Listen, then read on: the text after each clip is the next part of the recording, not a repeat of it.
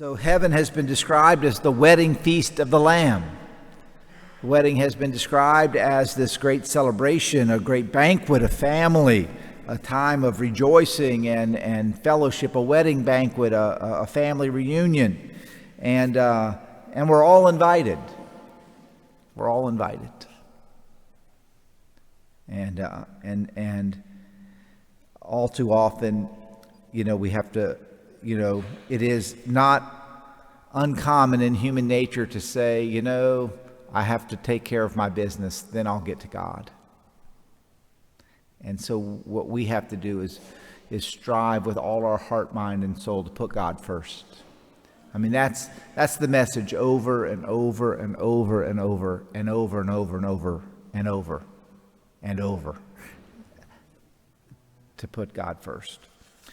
The reading today from St. Paul's letter to the Romans is filled with very practical kinds of things. And I want you to hear it again, a little bit of it anyway. Since we have gifts that differ according to the grace given us, let us exercise them. He doesn't say since some people have gifts. Since we have gifts, this is for every single one of us. You and I, we have gifts. Now, y'all have all heard the story about the person that was given 10 talents and one that was given 5, and they buried them and whatever have you. We have gifts. You may not have the same gifts as somebody else, but you have some. Yes? Don't say no. Don't leave them dormant. It's not too late. We have gifts that differ according to the grace given us. Let us exercise them. And then he just gives a little sampling: ministry and teaching and exhortation and acts of generosity, etc. That's just a sampling. The list could go on and on and on and on and on.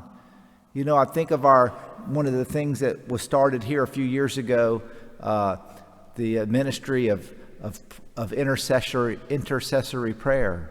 We have groups that pray for the priests, for thanks be to God, for me and for Father James, for Father Braxton, that spend an hour a week. That's what they do. They pray for the priests, groups of them. So you have that ministry. You have the St. Vincent de Paul. You have the prison ministry. You have the list could go on and on and on and on. We don't need to limit it to what Father Mike's imagination is this morning. And then it's all these very practical things about life that continue. Rejoice in hope, endure in affliction, persevere in prayer, contribute, bless those who persecute you, bless and do not curse them. This morning, as I was reading over this, I stopped and I started thinking about, who am I tempted to curse? Who am I tempted to be irritated at that I might throw a curse word at them occasionally? I know you don't think that ever happens to me, but anyway, just imagine that it could, okay? And then just spend a minute calling down God's blessing on them, right? And even do that face to face. Bless those who persecute you. A line that has helped me in my life a lot. This passage, just one little verse from Romans chapter 12. Rejoice with those who rejoice, and weep with those who weep. How do you go from a funeral at 11 to a wedding at 2? You rejoice with those who rejoice, and you weep with those who weep.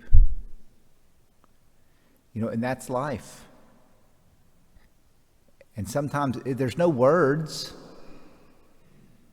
I remember thinking once upon a time, how will I know what to say?